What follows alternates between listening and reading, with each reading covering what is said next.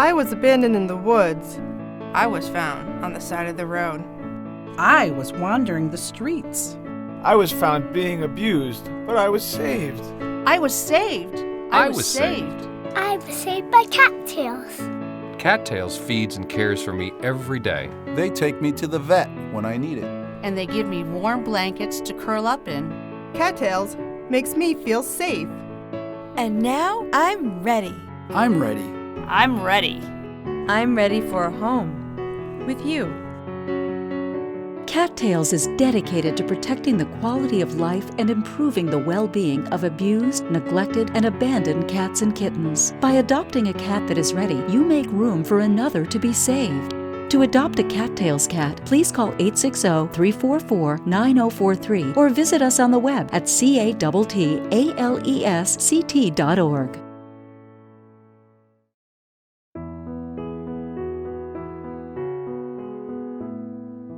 The feral cat problem and the number of cats in shelters is a human problem. And people consider cats disposable. And that makes me very angry.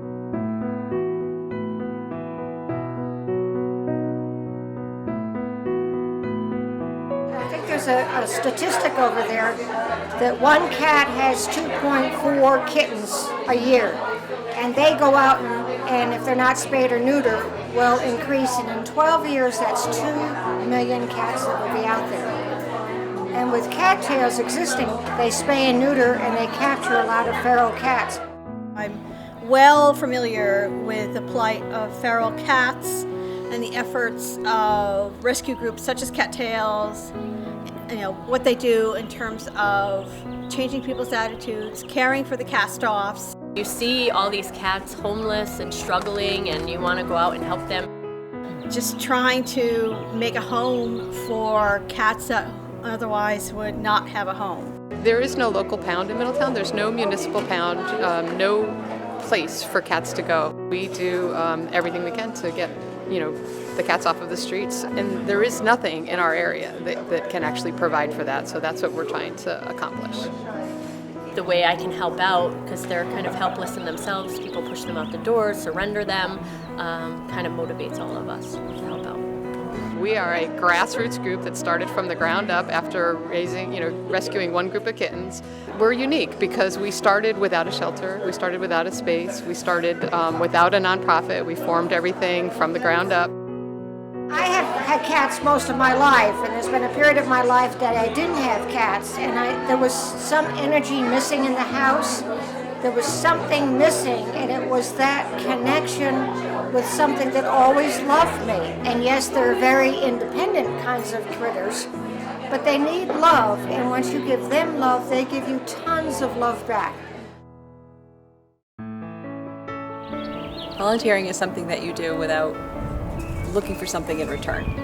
Volunteers are the core of any rescue organization.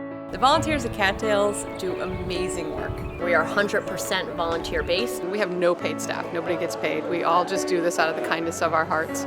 We have approximately, 40 to 50 volunteers that work on a daily basis. Everything from cleaning to feeding, scooping litter, distributing medication, event coordinating and bookkeeping and adoption events.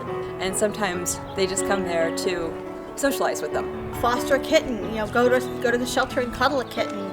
Pet the cat, spend time, talk to them. Take one day a week or one evening a week and feed the feral colony near you. They're wonderful creatures and they need the interaction with humans, and that's what's going to help them get adopted. All of our volunteers work so hard at all of the fundraisers that we do. We do some of the smallest. We do 5-cent recycles. Sitting in front of the grocery store. Sit in bags, where we sit in front of stores and just beg for supplies. And asking for donations of money or goods. There's an opportunity everywhere. One of the biggest issues we have is meeting our monthly bills. We need to raise between $5,000 and $8,000 a month, and right now we're at about $3,000 to $5,000. So what's important about CatTales is so many people make donations so we can buy food. As an example, we go through 28,800 cans of Friskies every year. It's about $750 worth of food every other week. Every other week. So it's about 25 cases of wet food. It's about 10 or 8 to 10 bags of dry food and everything that it takes. And that costs thousands of dollars. And without the donations of people that are here tonight, and from the rest of us giving our time as well as our dollars, we wouldn't be able to foster and save so many cats. I think cat people in general are just incredibly dedicated. For being a small group that's based, in our private homes, we accomplish tremendous things. They make a difference, and they make a difference in so many people's hearts and homes. We're all in it together for the cats. It's my purpose. It's what I was meant to do, and I'm so happy that I have so many people that believe in this mission. I think it comes a point in everyone's life where they realize that taking is not everything, and that giving is. We each have our talents, and I think there's a way you can use your given talent to help the cats. Giving back your time, your effort, your perspective or thoughts, that's more important.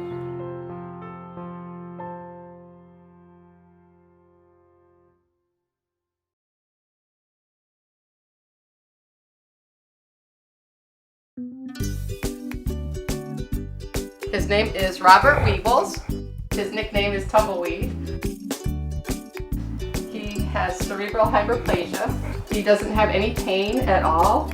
It is an injury that happens to them at time of birth because their mom is a survivor of distemper.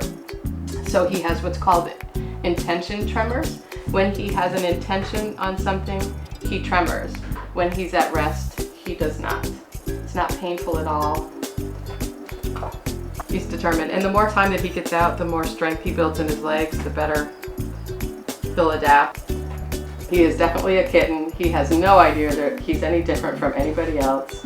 To feed him, we have to hold him.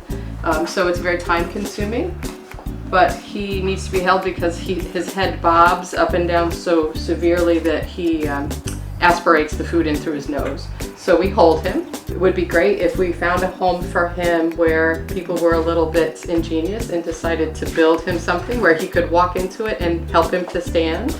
Potentially normal lifespan, as long as he doesn't aspirate on food. The doctor said that he actually shouldn't have any trouble going through anesthesia to have his neuter surgery because he's not neutered yet.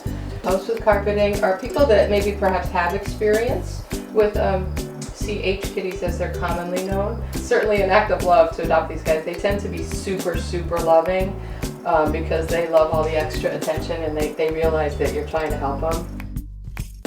He would love to be with other cats, so I don't see any problem with him being with other cats.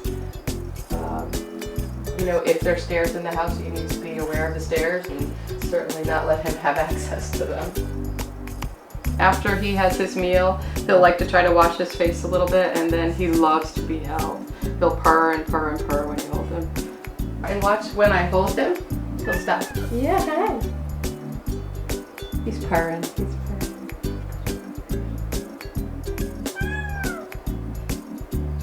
You're so happy. Good boy.